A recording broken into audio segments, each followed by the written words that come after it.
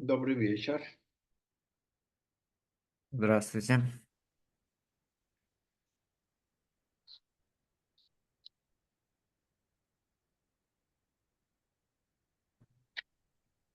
Так,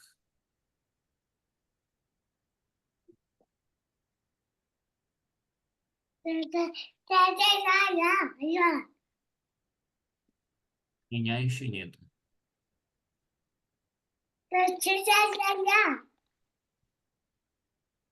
Это чьи дети? Мои, мои внучки. Ну да, не дети. Ну,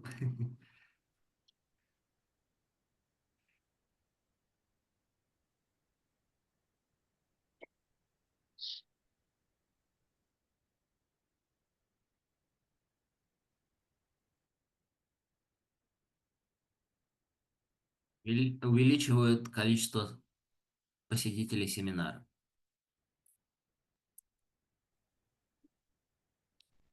Нет, она уже ушла. Черт.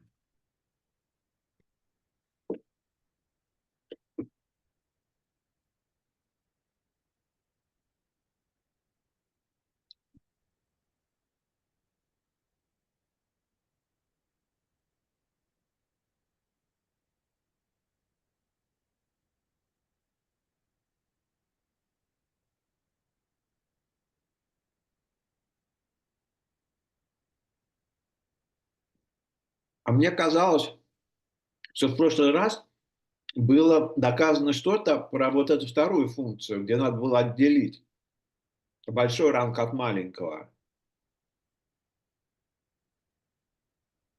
Э, не- Не так понял. Ну, Нет? верхняя оценка, нет? Для нижней оценки мы самую простую формулировку Ага, понятно. рассмотрели. Детерминированная сложность, и где достаточно различить просто полный ранг или неполный. А вот для верхней оценки с простым протоколом, с проекциями, мы показали его для полной функции, то есть ранг не больше r или больше r. Ну, он же помогает различить r маленькое от любого r большого. Ну, понятно, да. То есть верхняя оценка только была. Да, для Ага. вероятностной и задачи, которые нам интересны, только верхняя оценка была.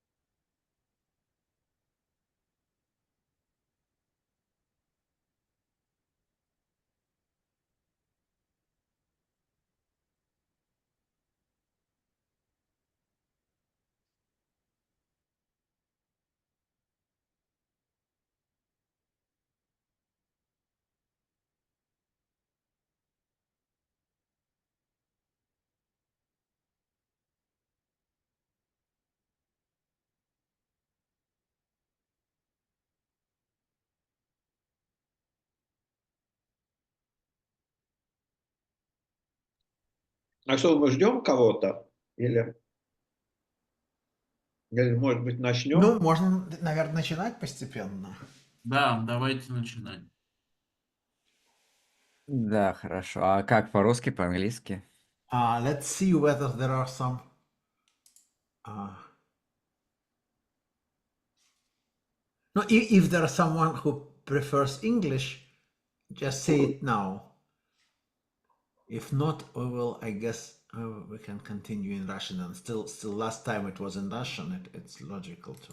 Yeah, last time it was in English, but okay. In English? Okay, no, then maybe I Ну, я didn't не know. знаю, короче, как Андрей хочет. If the speaker prefers to speak in English, maybe it's okay. It's okay. Мне не важно. Да. Я могу и по-русски, я, может, только определение какие-нибудь иногда Нет, не нет, найду но название. смесь-то уж точно не повредит. Но вы еще не достигли той стадии, когда вы не понимаете, на каком языке говорите. Как? Неужели я делал доклад на английском? Да. Сейчас, Oh, там there is помощь English пришел, то есть speaking. надо Yeah. по-английски все-таки. Все-таки, так что давайте по-английски. Okay. Ah, Thomas Okay. here. Yeah. Sorry. Yeah, sure. Hello. Okay, then I shall begin. So first, I will go over what we covered last time. So we mostly study the following two functions that we need to compute or approximate the rank of a matrix over a finite field in communication model. So these are communication functions. They have two inputs. They are both n by n matrices over a finite field. And now we will switch to sign representation. So instead of Boolean, we have negative ones for rank little r or at most little r, and one for large rank, greater than little r or capital R for the partial one. For the partial function, we will also allow the function to be undefined for all the other values of the rank, and we use asterisk for that. Okay, so we want upper bound for the total function, because if we can distinguish the value of rank less than certain value or above that, we will also be able to distinguish two values, little r and capital R. And we want a good lower bound for the partial function. So last time what we did is we showed the deterministic bound, not even asymptotic, but exact for the simplest version of the problem, which is just distinguishing full rank from a singular matrix. And we also showed a constant error protocol for the total variation, so for the function on the left. So you can modify this protocol to drop the complexity to just constant amount of communication, but the probability of error will be exponentially close to 1/2. Okay, so what was known about randomized complexity, which we will focus on today, is just the following two results. So non-singularity is hard, meaning that you essentially need to communicate the entire matrix to solve it, even with randomized protocol. And this still holds if you just need to distinguish two values, n-1 and n. So this was proven 10 years ago.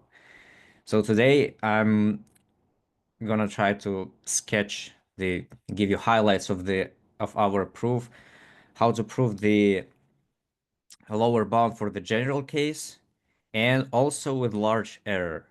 So if a protocol just wants to distinguish between two values, let's say k and n, this is canonical case. From here, you can get the value for the general case, little r, capital R, using like padding, just pad the matrix with 0. So it's enough to focus on this, k versus n. So to distinguish these, even with randomized protocol, even with very large error, you still basically need to communicate, to use this rather simple communication from the upper bound protocol. Okay, all the randomized bounds, they apply to the quantum communication, but I don't even want to define quantum communication here because it deserves the whole separate talk. So we will just talk about randomized complexity. Okay, so how we proved the deterministic complexity? We showed that the rank of the communication matrix is full, and for that we proved the following simple but very useful fact. So if we have a matrix G that only depends on the sum of the coordinates, so it's indexed by n matrices, and each entry G capital G of AB, it's some function of the sum of the matrices.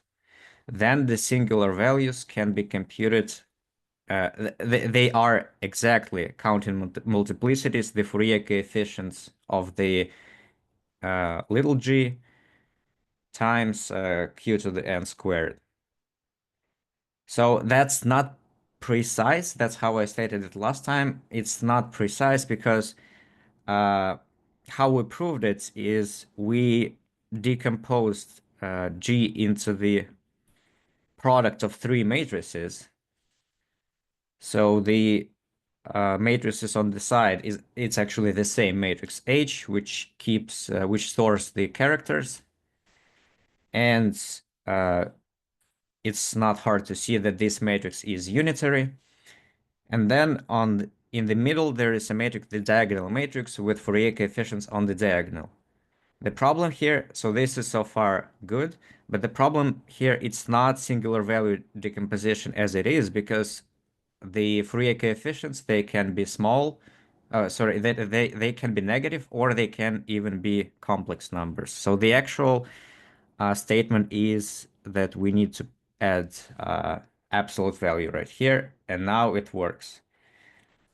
How it follows from this decomposition? Well, singular values are just eigenvalues of G star, and then we simply write it as HDH times HDH star.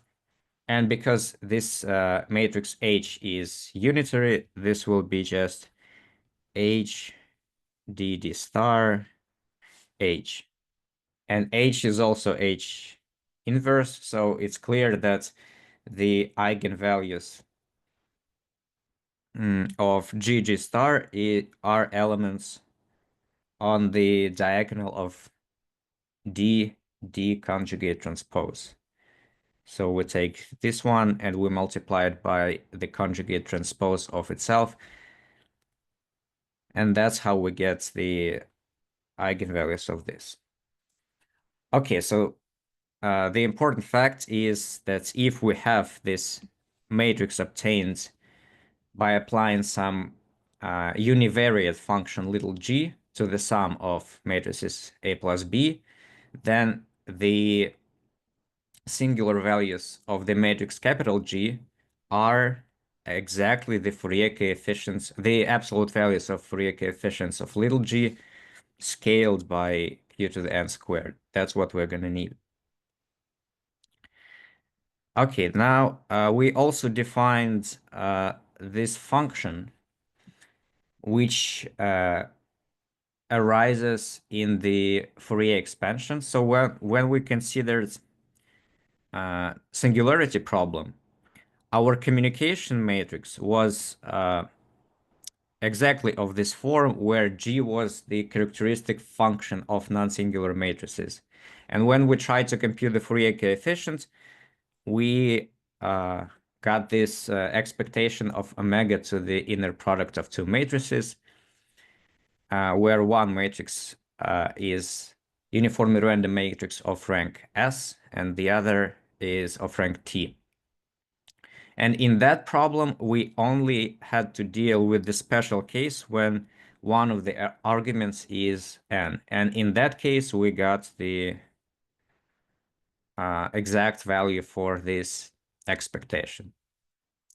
Okay, any questions before we start today's discussion? No, but what was the gamma NST? Like, what was the connection? I forgot. We don't know yet.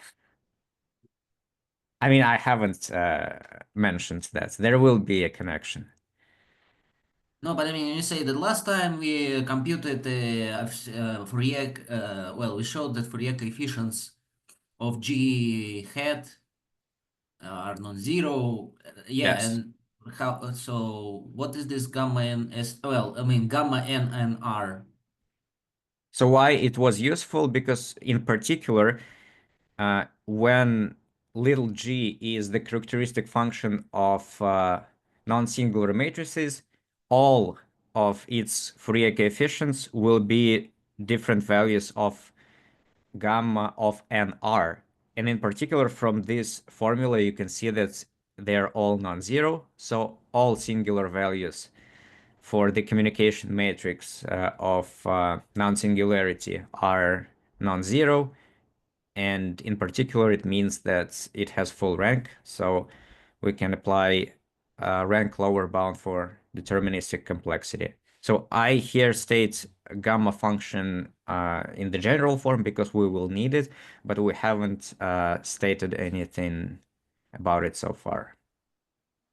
Okay. But there are some general questions which I don't understand. So if we have a function, this partial function, and then what is computed is not necessarily, not always a function of a plus b.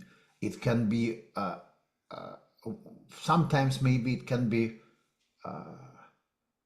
not decomposable in this way. Yes, that's why my talk concerns only matrices over finite fields. Okay, so this will be some. Yes, this is very crucial. And for example, if we want to solve the same problem over integers, so let's say every entry of the matrix is just a k-bit integer, and we want to compute the rank,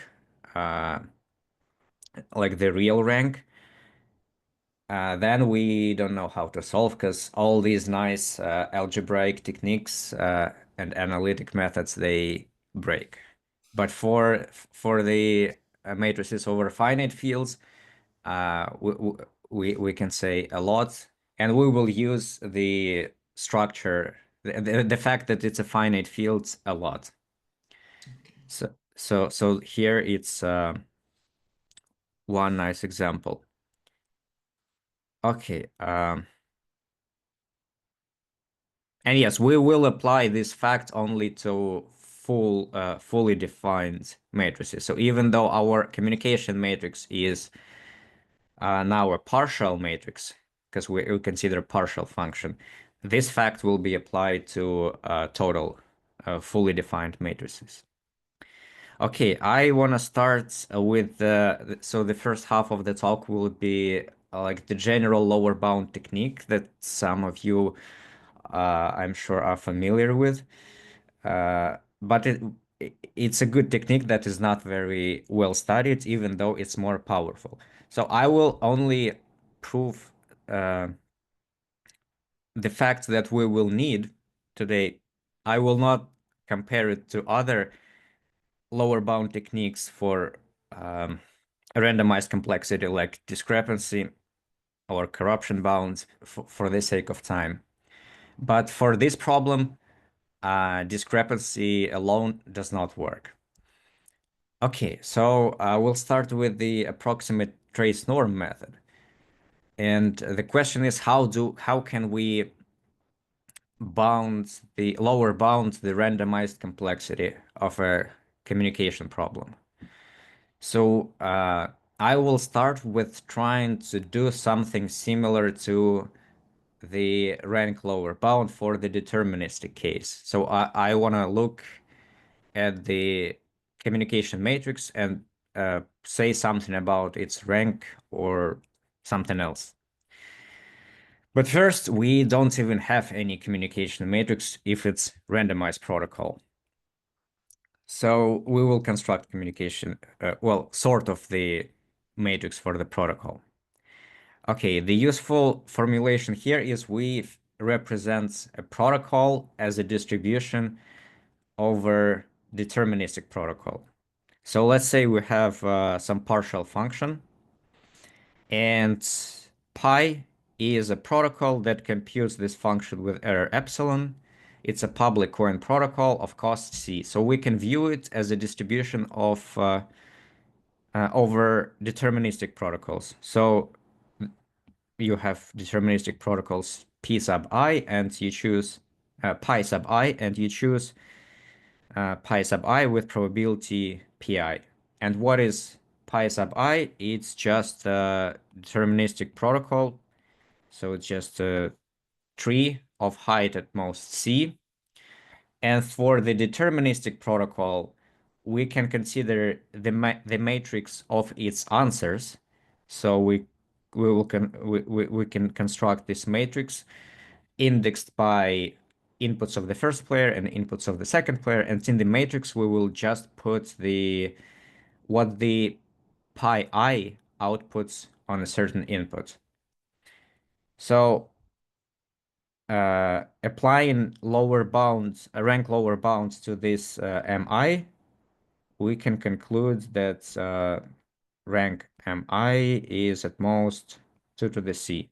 Well, because each cent bit, it either divides the rows or the columns into two parts. Okay, so we have these deterministic protocols, and each is associated with a matrix of rather low rank. But what about the randomized protocol? We don't even have the matrix. Well, let's associate matrix, which is the expectation of the communication matrix of a deterministic protocol, with our protocol pi. So now the question is, what can we say about this matrix? So the first thing that we can say is that it is somewhat close to the matrix of the function. So we have matrix of the function, which is wherever the function is defined. no, the entire thing. We will talk about the entire. So it's partial sign matrix.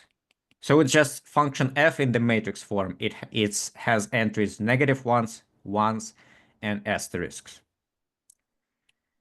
So Yeah, but how? in the places when f is asterisks, we don't know anything about Yeah, the yeah, yeah, average. Yeah, that's what I want to confirm. yeah. That's correct. So this is what we know. When the function is defined, so the first two cases, the values of m will differ by at most 2 epsilon. So we know that when f, for example, is 1, then the probability that m of xy is 1 is at least 1 minus epsilon.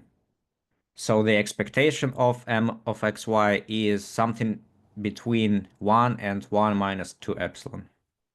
The same goes for -1s. And for asterisks, we can only say that m of xy is between -1 and 1. So m is somewhat close, and we will use the following definition of closeness whenever. So we say that m tilde is delta close, or delta approximates partial sign matrix M, if whenever M defined, it's within delta of the values of M, and otherwise it's anything between 1 plus delta and -1 plus delta. So here m tilde is total and m is partial. Yes, correct. So M tilde will be a real matrix, n by n matrix, and M will be a partial sign matrix. Okay, so in this particular case, if a protocol is a randomized protocol that solves f up to error within error epsilon, then its matrix M constructed in this way is 2 epsilon close, or 2 epsilon approximates the communication sign matrix. Okay, so we know that the matrix of the protocol is close to the sign matrix, and we know that this matrix is constructed as a convex combination of low rank matrices. So we have two problems if we want to transfer the rank lower bound, the deterministic rank lower bound, to this case. First, our matrix M is not actually the communication matrix. It's only close to communication matrix. And the second problem is, well, if we know that the ranks of mi are small, it doesn't mean that the rank of this convex combination is small. It can blow up. But just So every matrix is a convex combination of matrix of small ranks somehow.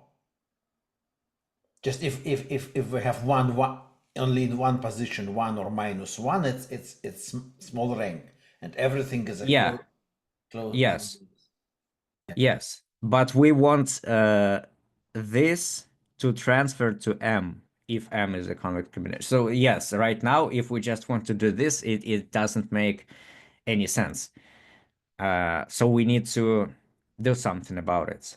And we will do by changing rank to something else. So we will not be looking to into ranks.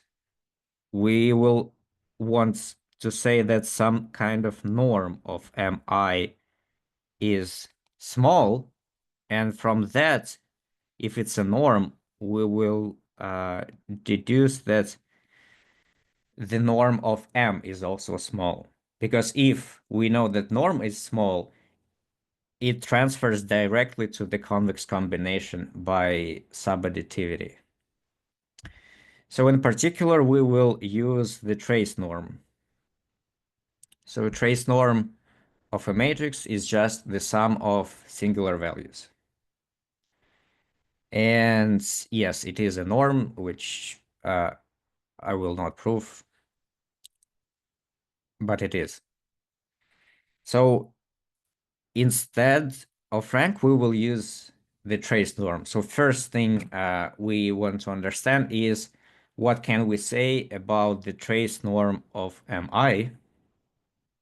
And the second thing, how to deal with the closeness, because yes, if we show that the trace norm of mi is small, then we will know that trace norm of m is small, and so what. But first, let's show that. But still, we don't have any bound on the number of these matrices. It's just the number of mi can be arbitrarily large. Yeah, it doesn't matter. Okay. So if M is a sign matrix and each Mi is a sign matrix, it's even total sign matrix because it's an answer matrix for deterministic protocol, then its trace norm can be upper bounded by rank up to the scaling factor. So why so? Well, actually, it's just a very simple application of Cauchy-Schwarz. So what is the trace norm? So it's just the sum of singular values. And we can write it like this, and now apply Cauchy-Schwarz to the vector of ones and the vector of singular values. So it will give us the sum of squares of singular values times the square root of the rank. And this is the Frobenius norm. So if we consider the singular value decomposition, this will be the sum of squares of the matrix in the middle. But the nice fact about the Frobenius norm, it does not change under the unitary transformations. So it is the same if we take the sum of squares of the elements of M. So it's just sum of squares of mij. And what are mijs? They're plus minus ones. So this is just the size of M. Okay, so we know that if the rank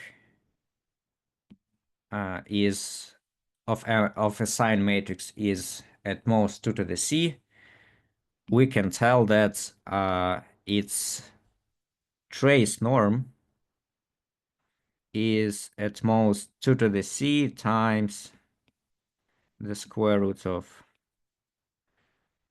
x and y. So it will actually be 2 to the c over 2, but 2 to the c will be good enough. And now, because we have a norm, this directly transfers to the bounds on the trace norm of M. So the trace norm of M will also be 2 to the c times the scaling factor. So if pi is an optimal protocol of the optimal randomized protocol of cost C, then we can say that if we take a log of both sides, we can say that the communication complexity within error epsilon of f is at least log of the trace norm of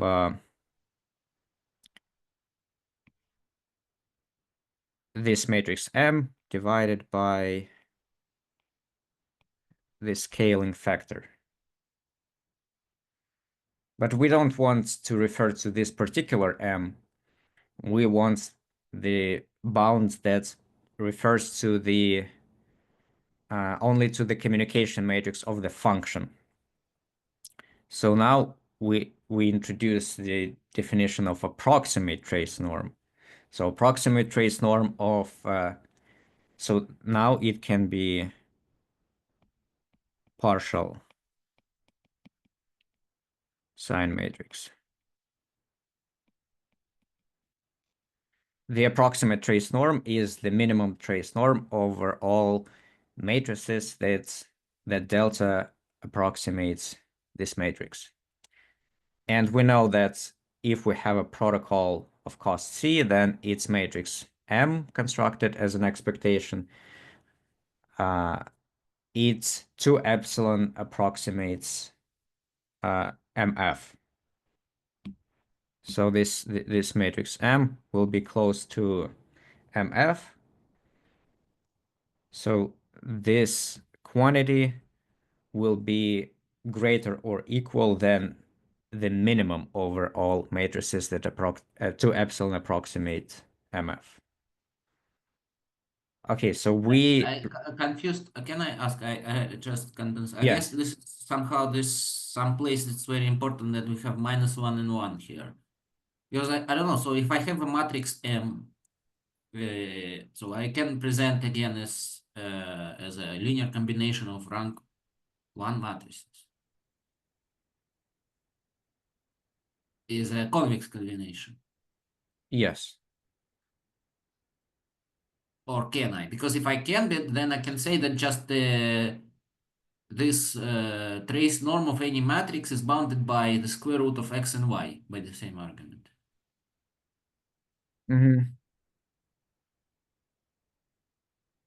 Yes, I think so far. Maybe, I mean, but that's I'm saying that I can represent every m if it's like 0, 1 matrix. Then I can take,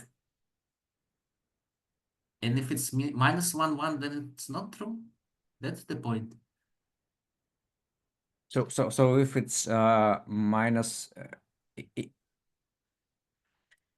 I feel like up to this point it should be. So, for example, let me make a statement. Any 0, 1 matrix has this trace norm at most square root of the number of rows times the number of columns. without any 2 to the c, because I mean there is no c, just at most this. And the proof is that okay, there are some ones, and this is a linear, or it's not. Wait, it's not a convex combination. Okay, it's just a sum. Sorry.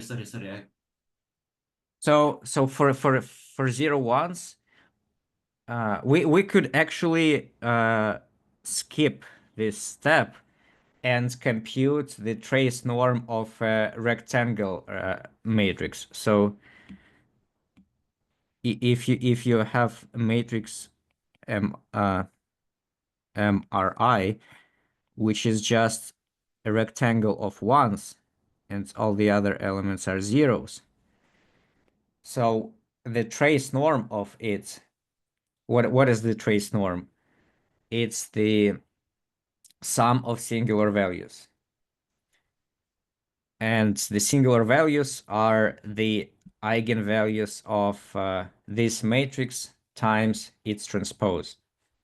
So you can without loss of generality think that this matrix has ones in the upper left quadrant and all the other elements are zeros. So what is the this matrix times itself transposed? Well, it will also be the matrix with the upper left quadrants of ones. And what are the eigenvalues of this matrix? They're just the first eigenvalue is the size of this rectangle. All the other eigenvalues are zeros. So, and then when you go back to the singular values of the original matrix, they are. I'm sorry, but if you time this matrix to its transpose, it will not be 0, 1 matrix. You will have some. Oh yeah, right. Yeah. So if this rectangle is AB, the M times M transposed will have like A by A quadrants of B's. Yeah, thank you. Yes, and the eigenvalues of this matrix are one eigenvalue AB.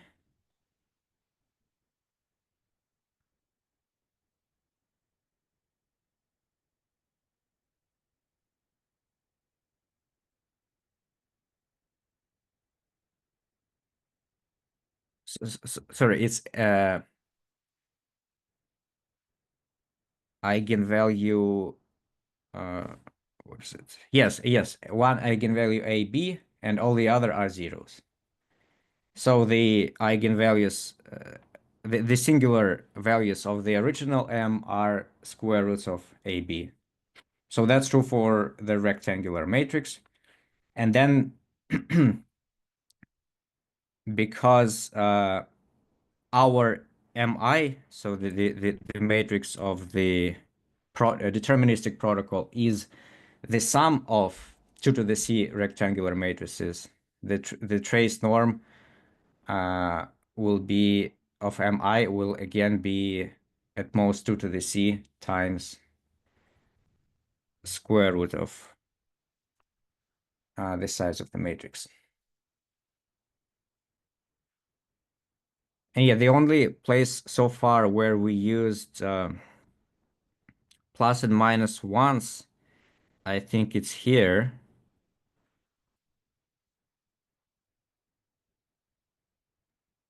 But it feels it should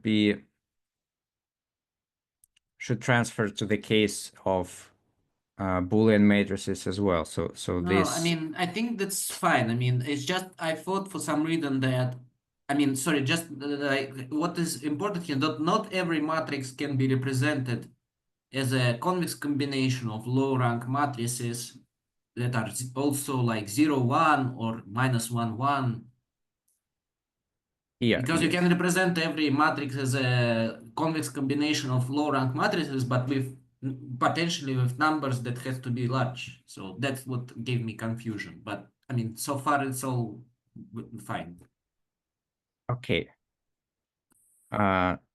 So we reduced the problem of lower bounding the communication complexity to lower bounding the approximate trace norm. Now we can pretty much forget about communication complexity and figure out what to do with the approximate trace norm, which is not obvious because it's some kind of minimum over all matrices that's 2 epsilon approximates our partial sign matrix. Not immediately clear what to do. So to handle this situation, we will use duality.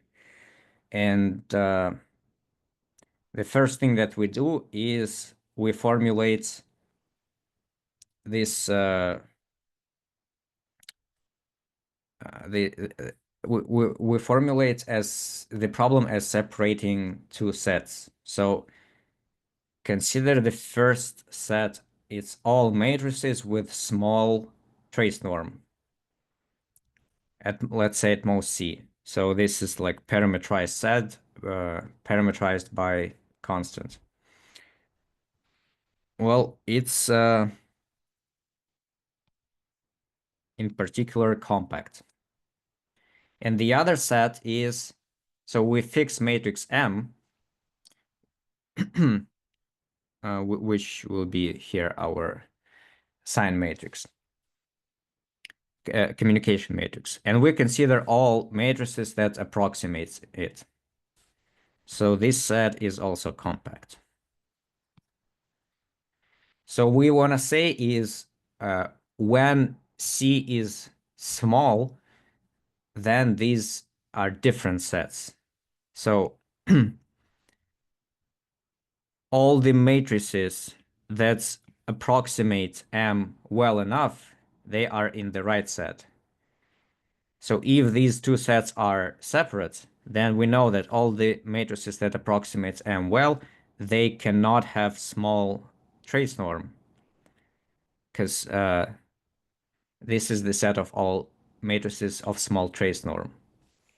So, and M is partial, so it's just symbolic that it's in A, it's not element of A. Yes. Maybe I will even remove it. Okay.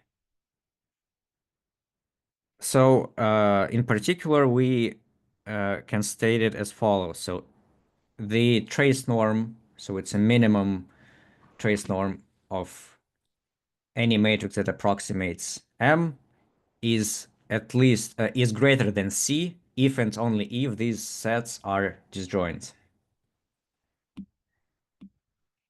And now we say that these sets are disjoint when they can be separated by hyperplane. You need convexity, I guess, then. But yes. Not just compactness. Yes. So, But they look convex by definition. Yes, they are more than convex. So one is the ball for a trace norm, which is a norm, and the other is also it's very clear then it's convex. well, I mean, on the other hand, if you just establish a plane such that one lies on one side and the other lies on the other side, then you don't have to think if it's convex. Yeah, that's true. That's true. So in reality, we only need the easy side of the separating hyperplane theorem, but the strong one is also holds. So we need only one direction of these implications, these equivalences.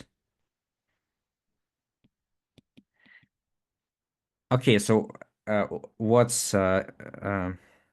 how exactly do we apply separating hyperplane theorem? Well, it says that this hyperplane phi is just another matrix, and the inner products of phi with all the matrices from one set is greater than inner product of phi with all the matrices in the other set.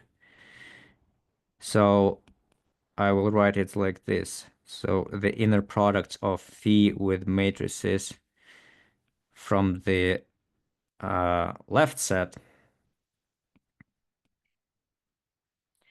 should be smaller than the minimum inner product of phi with matrices that approximates M.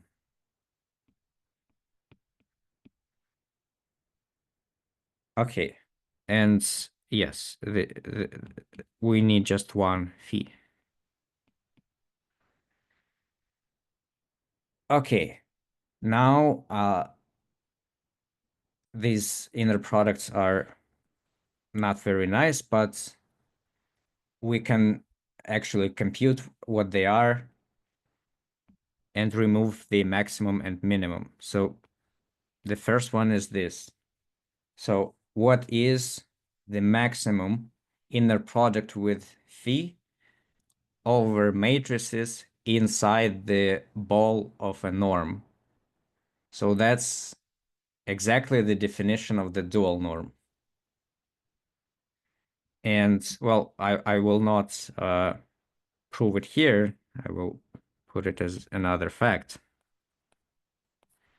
So for the trace norm, the dual norm will be the spectral norm, which is the maximum singular value.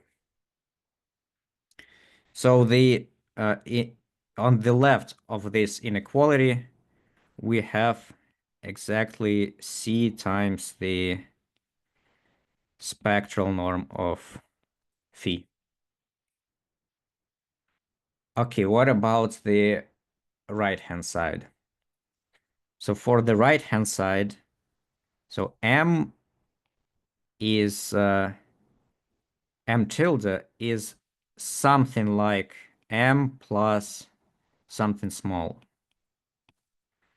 So we want to write it as an inner product between M and phi instead of M tilde.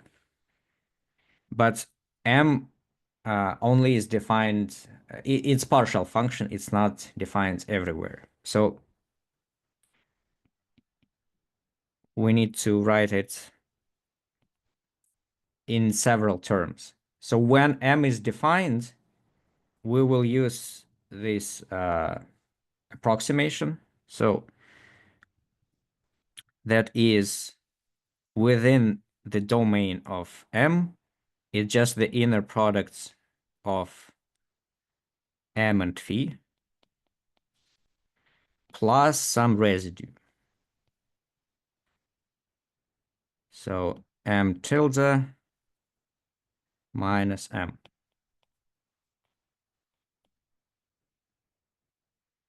Okay, and what happens outside of the domain? Well, we cannot say much. It's just the same thing.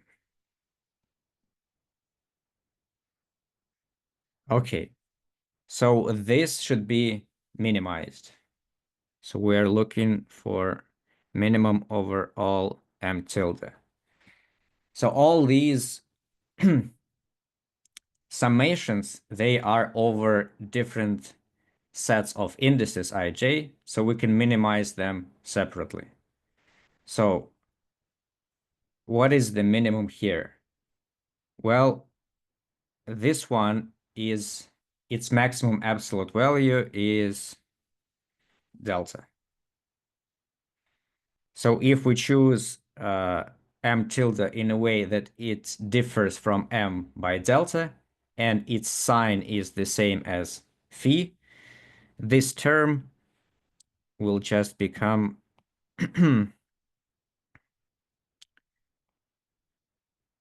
sum over domain of M delta times phi ij. and it will go with the minus. Okay, what's the minimum over all m tilde of this term? Well, that's when we set m tilde to its maximum possible absolute value and to make it agree with phi in sign. So its minimum will be minus 1 plus delta times absolute value of phi ij. Okay, now we have to rewrite it nicely. So what I'll do is the summation of absolute values of phi ij times delta, I will add to this summation. So we have summation over the domain, and I will add summation outside of the domain. So it will become delta times the L1 norm of phi.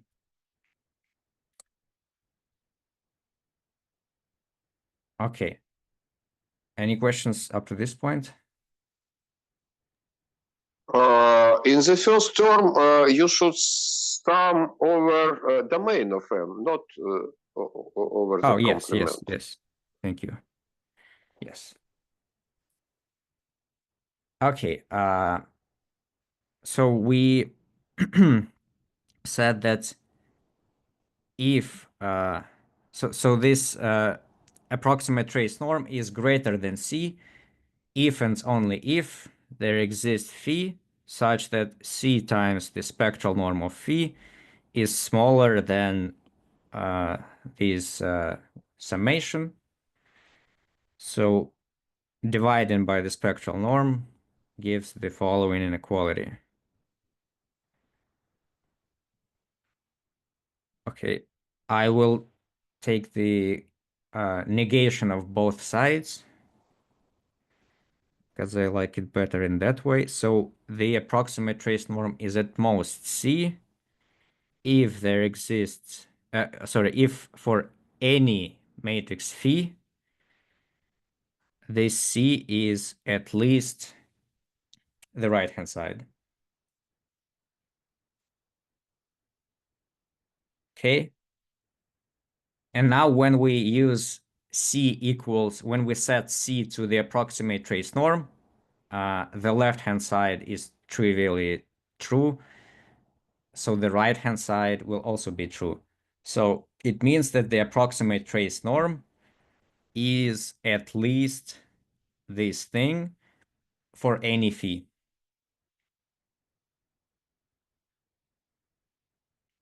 Well, you can actually see that the approximate trace norm will be the maximum, the supremum over all non-zero phi of the right-hand side.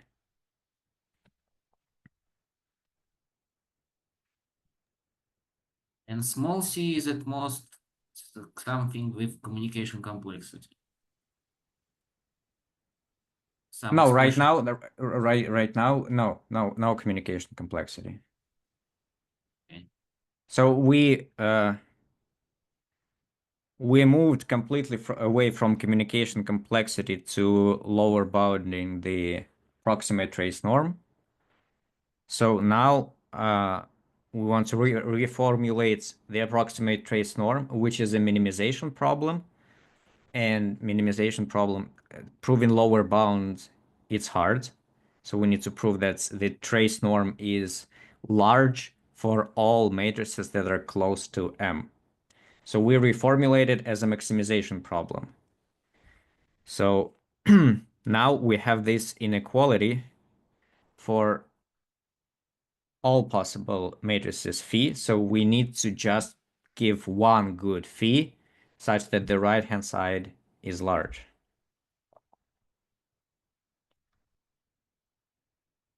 Okay, any other questions? So yeah, this C is just for the purpose of bounding the approximate trace norm. This is the size of this ball. So the bigger C is, the bigger the left ball is, and at some point you will not be able to separate them. Okay, and how large we should give, I mean, so this thing has to be like x times y to give a lower bound, or what? I will.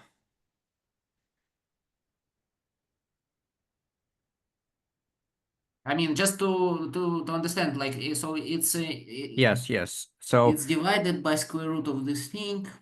so the square root of this thing will be q to the n squared. So the thing above should be like q to the n squared plus k squared, something like this. Well, constant times k squared.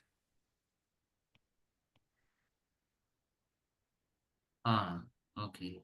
So then when you divide by q to the n squared, you will remove q to the n squared. You will only be left with q to the k squared. And when you take log, you will get k squared log q as we wanted.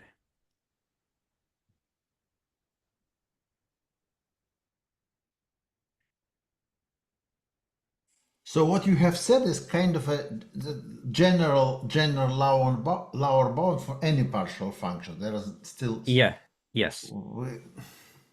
So we need to prove a lower bound. We need to provide some phi, which Yes. with strange properties, but okay. Yes. Well, we will see that these properties are not that strange in a second, but in this formulation, they look pretty intimidating. That is true. And this is the general technique of dual norms. There are other norms, and some of them are not even norms, but still work, that you can use instead of trace norm. Okay. Yes, let's go back to our actual problem. So we have this formulation, what we need to do. So we need to find a matrix phi such that the spectral norm is small. This correlation with M is large. The L1 norm is small. And the L1 norm, L1 weight, when should be M. Whenever the function is undefined, whenever our sign matrix is undefined, our phi in those entries should have total absolute value also small. Okay, let's go back. Our function will be the rank function. And so the communication matrix will be of size q to the n squared times q to the n squared. It's indexed by n matrices over a finite field fq. So let's partition the entries based on the rank of a plus b. So they are not necessarily these nice slices. They're not, they don't necessarily, we don't need any geometric slices. It's just some partition of the entries into n+1 layers, depending on the rank of a plus b. Okay, so let me copy it.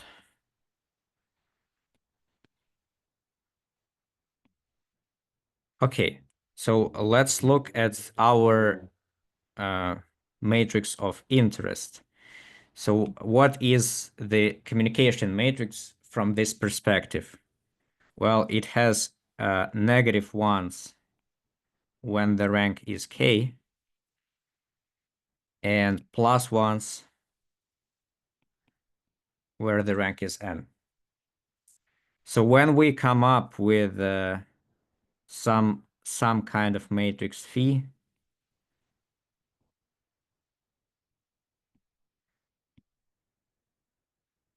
so this is f, this is phi. Okay, what is this first term?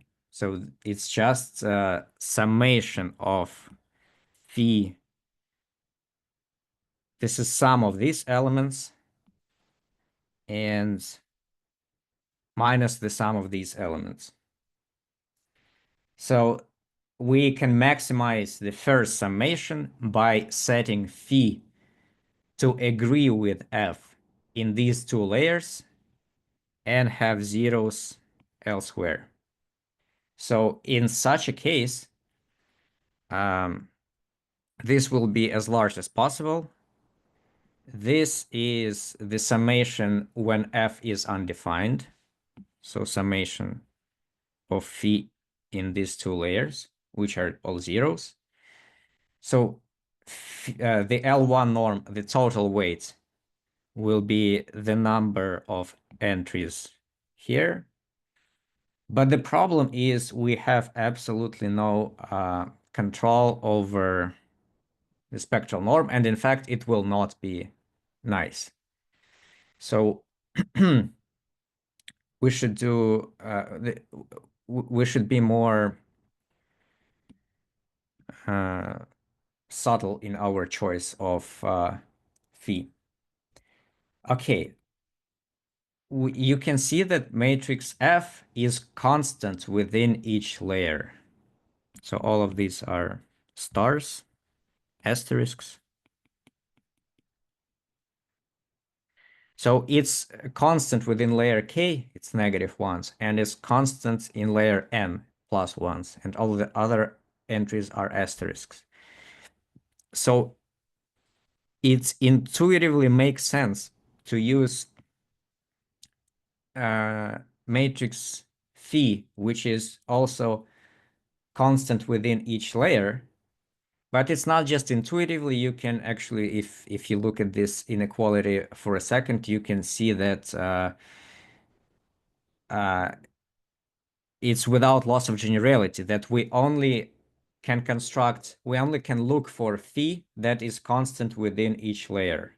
Because if you have some phi, you can average its values within each layer, and it can only strengthen our bound. So all the terms and factors that we want to make small, they can only decrease, and the correlation with f that we want to maximize, it will stay the same. So we will be constructing matrix phi that it has the same values within each layer. Okay. In particular, it would mean that our matrix depends only on the rank of A plus B. So I will first write it as follows. We will be constructing a matrix first that depends only on the sum of the matrices, so that we can use that fact that relates the singular values of phi, of capital Phi, to the Fourier coefficients of little psi. But it will not be just any kind of univariate function. So psi of x will be another function of the rank of x, and I will normalize it. I will describe it in a second.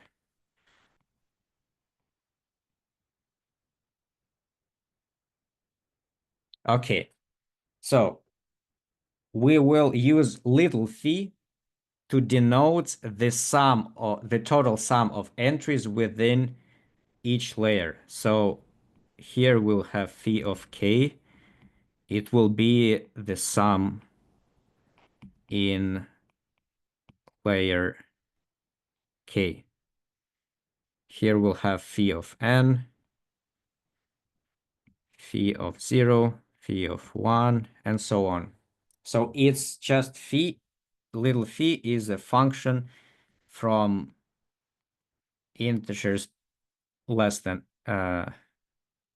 from natural numbers less than n to reals. We only need to specify the total sum within each layer, and then the actual entry of the matrix capital Phi will be this value that we specify divided by the size of the layer. And the size of the layer is the number of pairs A and B that sum up to a matrix of certain rank.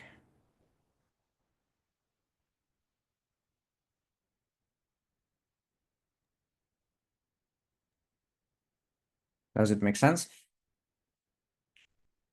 Yeah, but this MNN rank of X, it's then like a fraction of these pairs,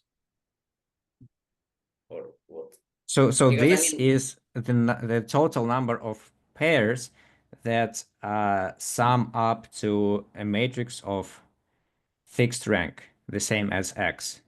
How? Well, you choose any matrix, which is this many options, and then when you choose B, you it's sort of all the matrices B will get shifted by A, and you need to get the matrix of rank same as So X. so this is just a set of n times n matrices of rank Exactly. some rank. Yes. Yeah. Okay. Again. Yes. Okay. Let's see what we have here. So the most tricky part is analyzing the spectral norm. But we already know how to do it if our function is of this form. So our singular values, not the spectrum, singular values of capital Phi will be Fourier coefficients of little psi. Okay, so the spectral norm is the maximum over all matrices q to the n squared times the absolute value of Fourier coefficient of psi.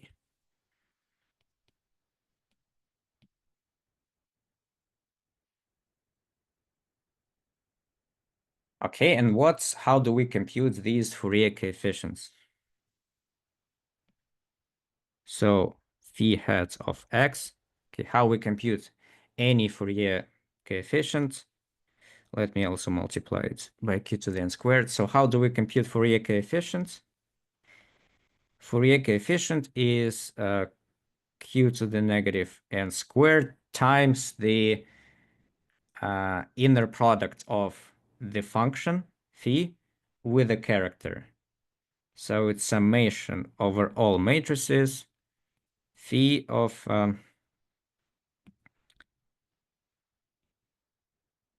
let's say we compute Fourier coefficient at matrix A. Then it's summation of all matrices X, phi of X times the character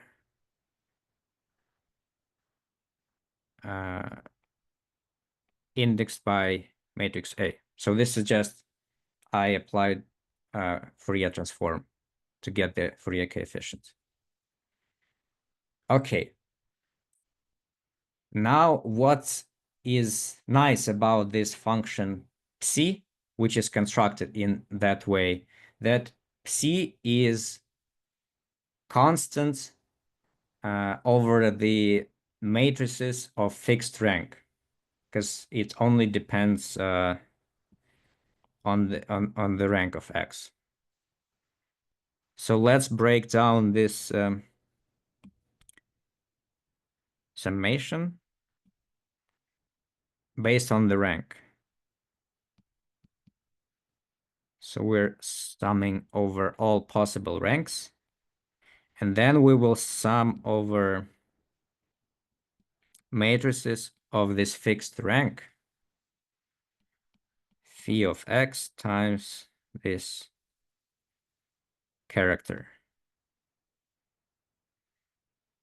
Okay, now we plug in our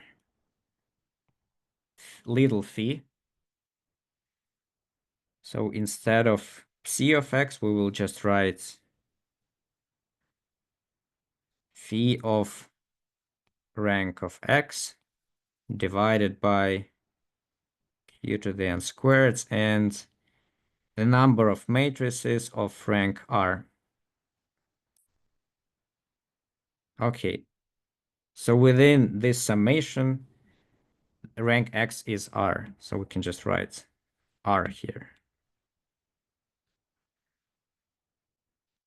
All right, so we're summing over all possible values of rank, and each time we're also summing over all matrices of this rank. But our function phi, as well as the denominator, they only depend on the rank. They do not depend on the actual matrix X. Only the character depends on X. So we can put everything here outside of the summation. Okay, so it's summation over ranks, phi of R. Then I will put the normalizing factor outside. There's q to the negative n squared. And what is left is summation over matrices of a given rank, 1 over the number of matrices of this rank, times this, the character. So it's just the expectation of the character. So it's expectation of omega to the negative a times x over x's of the same rank R.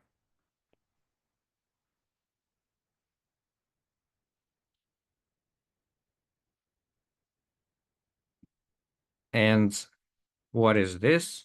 This is our gamma function.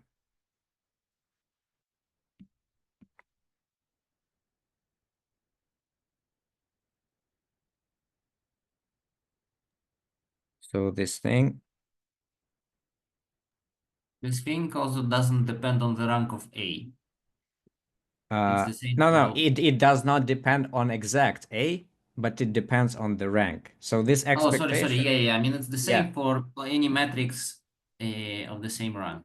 Yes. So right now, this expectation is given over for a fixed A, but it's easy to show that what we did last time. So when if rank of A is some number S, this if we take expectation over all A's of the same rank, this expectation will remain the same. So it's precisely the gamma function of SR. R is the rank of X in that character, and S is the rank of A. So this is precisely why we need gammas for the general case.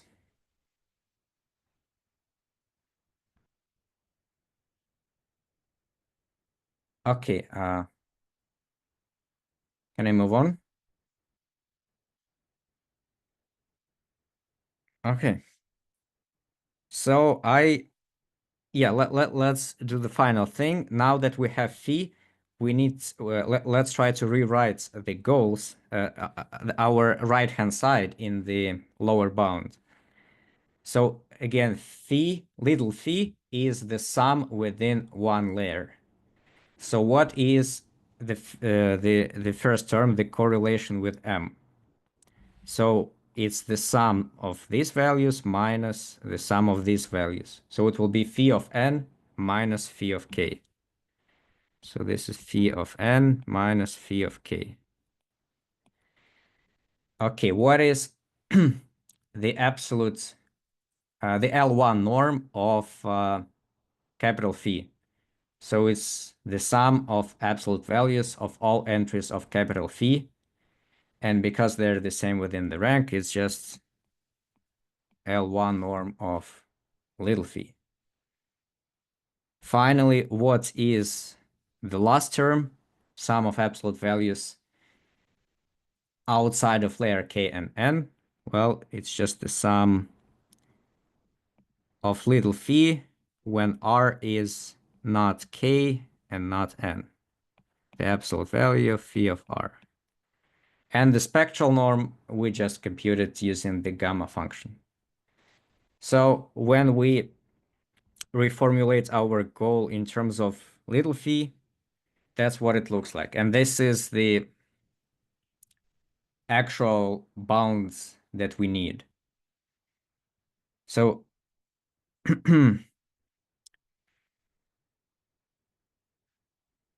because we can multiply little phi by any number and the right-hand side will not change, we can assume that phi of n is 1. Also, if we can make phi of k negative, then you can represent the L1 norm of phi as a sum of these other two terms. So when phi of k is negative, then the sum of these two terms is just L1 norm. So you can sort of forget about this middle term because it will be, you can distribute it between the other two terms. Okay, so what we need to take care of is the sum of the values of phi when r is not k or n. It should be small, and this is exactly how small. And then our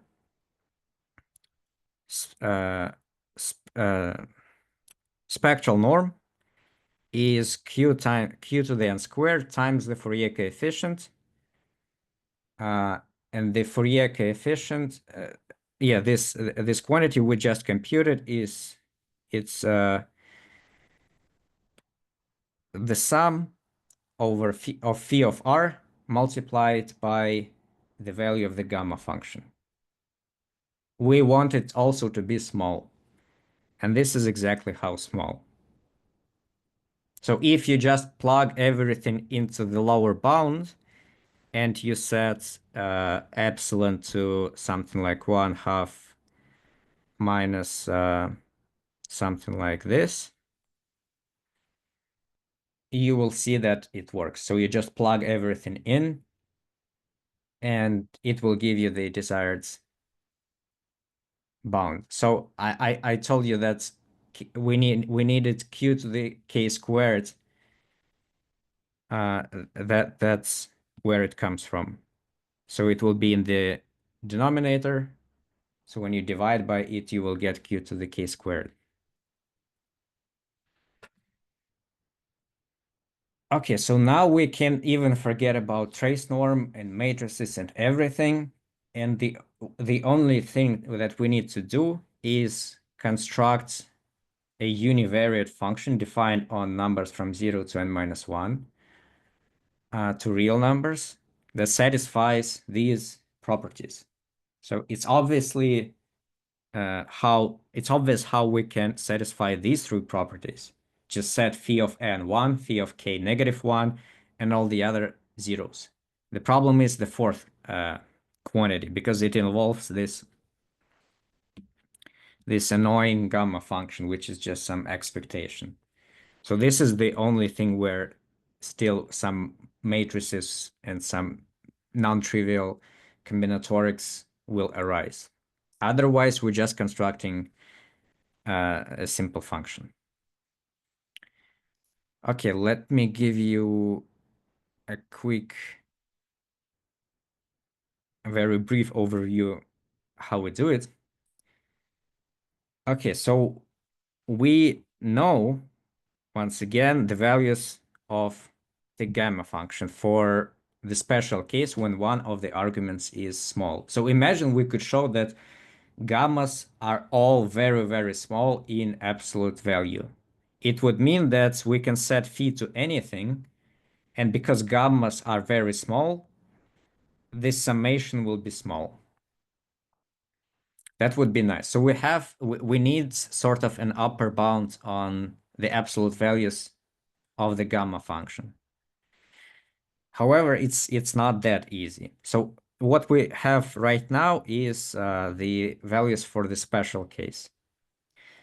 Okay, for the general case, it is somewhat surprising when you look at it, but it's just very simple 5 lines technical calculation. So the gamma function in the general case for arbitrary s and t can be written as a sum of the special case values that we already know the exact values of, weighted by certain probabilities. Okay, how you show it, you write this by definition as an expectation of the character omega to the inner products of matrix X and matrix Y. And then you heavily use the fact that if you have two matrices that are uniformly distributed over non-singular matrices, their product will also be uniformly distributed, and so on. So it's in the same spirit that we proved computed the gamma values function last time, but much simpler. Okay, and this allows us to go from this weird notion of the expectation of some complex number. Now we just have the probability that some matrix has a submatrix of rank R. So it's purely combinatorial notion. And let me spend like 5 minutes to talk about Gaussian binomial coefficients right now. So the key now is we know this. It's enough to just compute this probability. So it looks like it should be some simple combinatorial calculation, and it is simple somewhat to a degree, but because we're working with the matrices and subspaces over FQ, you need to be very careful. Okay, so what is this probability? It's probability when you have uniformly random non-singular matrix n by n matrix. What's the probability that its upper left S by T quadrant has rank R? So we need to compute the number of matrices that satisfy this rank R criteria. And for this we need I want to mention Gaussian binomial coefficient, which is a nice thing to learn anyway, even not in regards to this talk. So here's the definition of Gaussian binomial coefficient. So the first observation one can make right here is when you take a limit when q goes to 1, it becomes normal binomial coefficient. For example, by L'Hopital's rule. So if you apply L'Hopital rule, you can show that each fraction, its limit is n minus I times n minus I over m minus y. So this has limits n over m. This is n minus 1 over m minus 1, and so on. Another thing to note is, well, we will only have them when n is greater than m. And when n is greater than m, you can see that the factors in the numerator, they are roughly q to the n. And the factors in the denominator, they are roughly q to the m. Well, it turns out it's a pretty good approximation. So up to a constant factor, you can approximate this coefficient using this, q to the mn divided over q to the m squared. But why do we need this? What does it compute? So what is the number in the numerator? So the first one is any non-zero vector. This is the number of ways to choose any vector not in the linear span of the first one, and so on. So and we do it m times. So the numerator is the number of ways to choose m linearly independent vectors in n-dimensional subspace. And the denominator, it's the same thing, m linearly independent vectors, but now in m-dimensional subspace. So if you add these two together, this is the number of m-dimensional subspaces of n-dimensional space over FQ.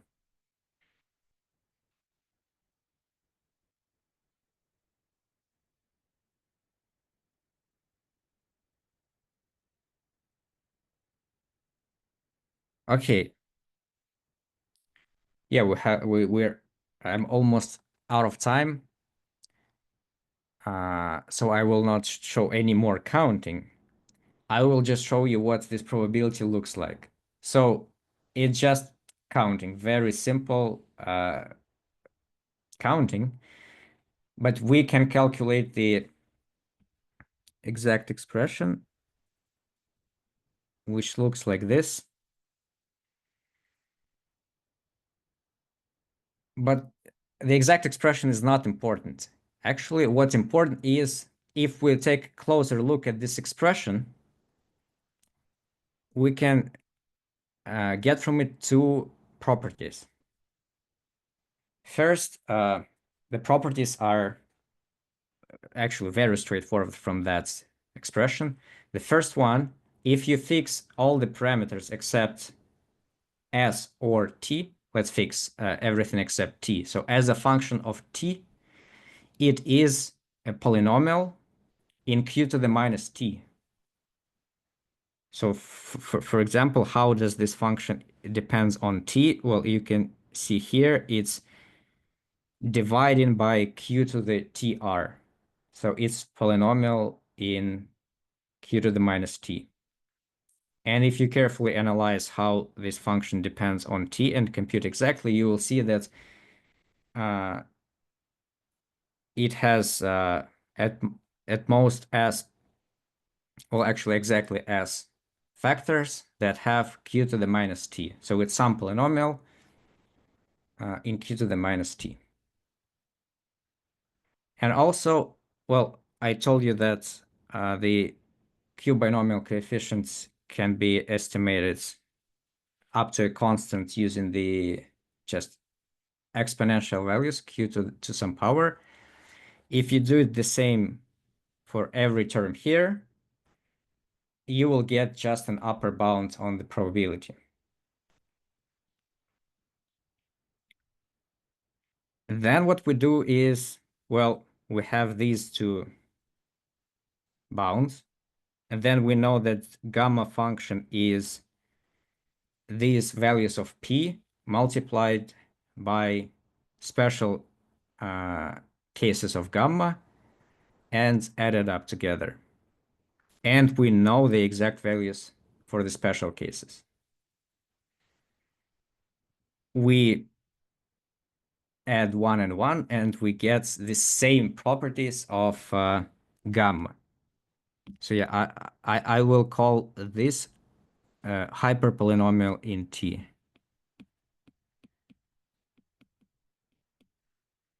Okay, so gamma is, as a function of the second argument, is also polynomial in q to the minus t of bounded degree. And we get the desired bound on the absolute values of the gamma function. Okay, so we can forget all the counting what we know is the upper bound on the absolute values of gamma. That's what we wanted. But it's not enough. We also will need the property that gamma is a polynomial in q to the minus t. Why? You'll see in a second. So final thing before we can put everything together is the following result. It's called Cauchy binomial theorem or Q binomial theorem, which is a generalization of the normal regular binomial theorem. So it's like a formal equality. It looks like rather irrelevant, except that it has Q binomial coefficients. But when we set t to the minus 1 over q to the d for some d less than n, what will happen is the left-hand side will vanish, and in the right-hand side we will have t to the I, and when we set this t, we will have minus 1 to the I, and then 1 over q to the I to the power of d. Okay, what it says is, again, sum over i's. Okay, here's some weird function, minus 1 to the I, q to some power depending on I, then binomial coefficient, and then this thing. It all evaluates to 0. So what is this? It's a polynomial. It's a monomial of degree d. It's a monomial in q to the I.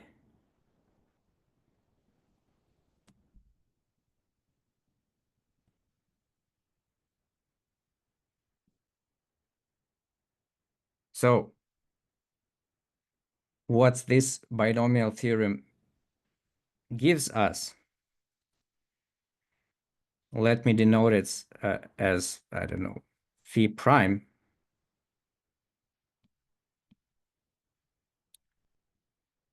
If you take a function phi prime from here,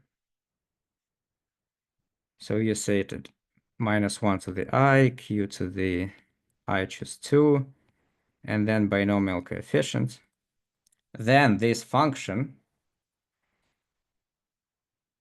is orthogonal to any hyperpolynomial of small degree. By orthogonal, I mean if you take its products with any hyperpolynomial, you will get 0. So right here, g of I is 1 over q to the I to the d. So this theorem, it's as a corollary, it tells you that if you take this function, it will be orthogonal. So the summation, when you multiply this function by any hyperpolynomial, the summation will be over all i's from 0 to n, the summation will be 0. So here g is a polynomial in q to the minus I. Okay.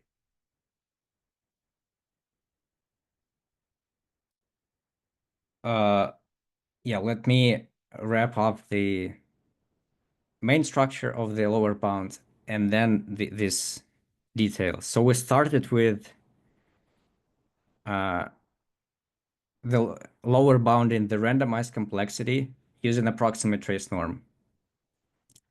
Then, instead of using approximate trace norm, using dual formulation, we reduced it to finding a matrix with certain properties.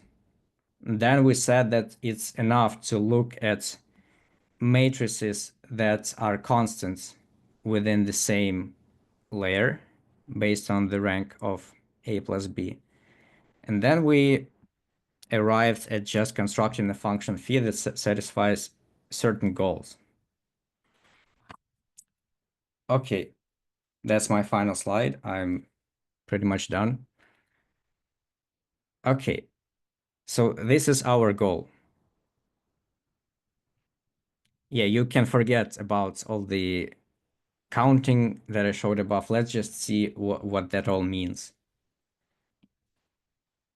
We want to construct phi that it has, so you can view it as an inner product of phi with the gamma function when you consider gamma function as a function of its second argument.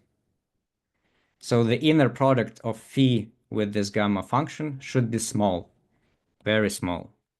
So you can say that phi is almost orthogonal to the gamma function when you treat gamma function as a function of the second argument.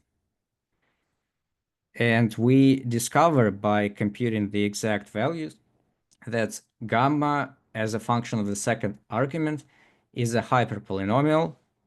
So it's polynomial of q in q to the minus t of low degree. And this function, the Cauchy binomial theorem gives you exactly a function that is precisely orthogonal to all hyperpolynomials, not just gammas, all hyperpolynomials of degree less than n. So its summation of the values of this phi0 multiplied by any hyperpolynomial in T is 0. So you get this trivial phi that is 1 in point n, -1 in point k, and 0 elsewhere. This function trivially satisfies the first 4 property, but it has bad 4th property. And then you have the opposite case.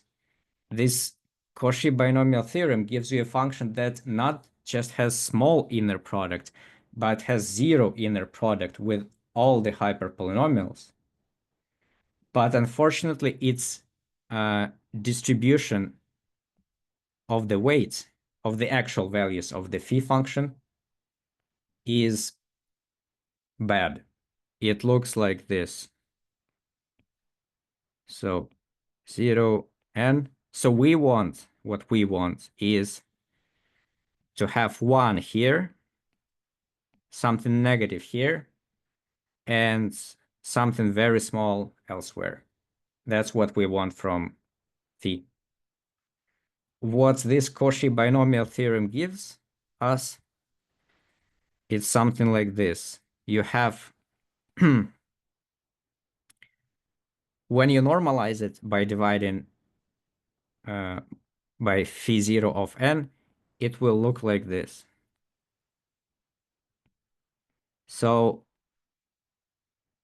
constant values in the points n and n minus 1, and the other points very rapidly decrease. So we take it as a starting point, and then we somehow need to adjust its weight distribution.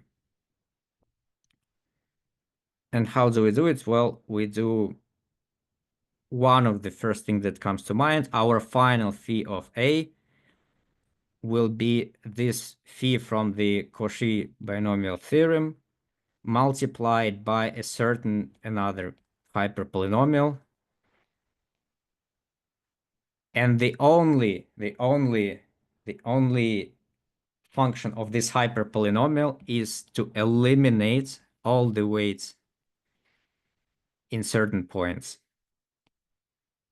So yes, I can show you the hyperpolynomial.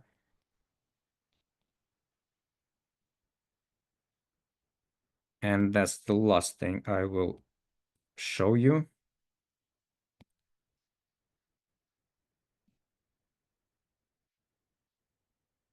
Okay, what is this? So E is a set of indices. So E is this set of indices.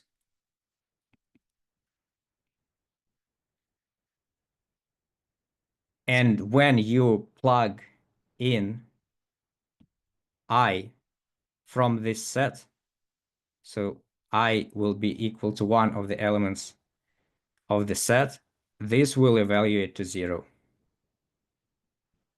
So when you multiply by this hyperpolynomial, you just eliminate all the values of phi in certain points. And then when you analyze it, you can verify that all the properties are satisfied. Okay, that's all I had. I hope you at least will remember the approximate trace norm method in the general case. Because as you can see, the exact application of it is somewhat non-trivial sometimes. It looks like a complete miracle, but then you use some combinatorial this Q analog of binomial coefficient, and somehow it works for. Yes, so last time you asked if that proof was a miracle, and I said, like, no, maybe it is a little surprising, but it's just a nice proof, and nothing special. With this one, even Yeah. I studied it for about a year, and even for me, this still is a miracle. So everything except this hyperpolynomial thing, everything is rather straightforward. So we just have some upper bounds, and if the gammas are small, then this summation should also be small, and so on. But when we get the algebraic structure, so it's not just some expectation, that is a certain polynomial, and we also have these results about this about the function that is orthogonal to all such polynomials. This is still somewhat a miracle to me. Okay, let just then let me ask another way of asking the question. So imagine we want to prove some lower bound for other communication problem. Is there any chance, in your opinion, to use these tools, or just why should we are interested in rank of the sum, but imagine we are interested in some other property of the sum, or just in some other communication problem. Is there any chance to apply similar techniques, or what do you think? Okay, so the general framework with the approximate trace norm, and when we used so when we represented our dual object phi in terms of a function of a plus b, and then we write spectral norm of phi as the maximum Fourier coefficients of the inner function, that is used. That is quite general. And all starting from here, that is quite tailored for this specific problem. I expect it might something similar may be used in some problems very, very related to matrices over finite field. But other than that, not sure. I don't know, it can be like any function of the matrix that's like is invariant under under the choice of the base, right? So if I multiply it by a and a minus 1 from left and to the right, then it shouldn't be changing. I don't know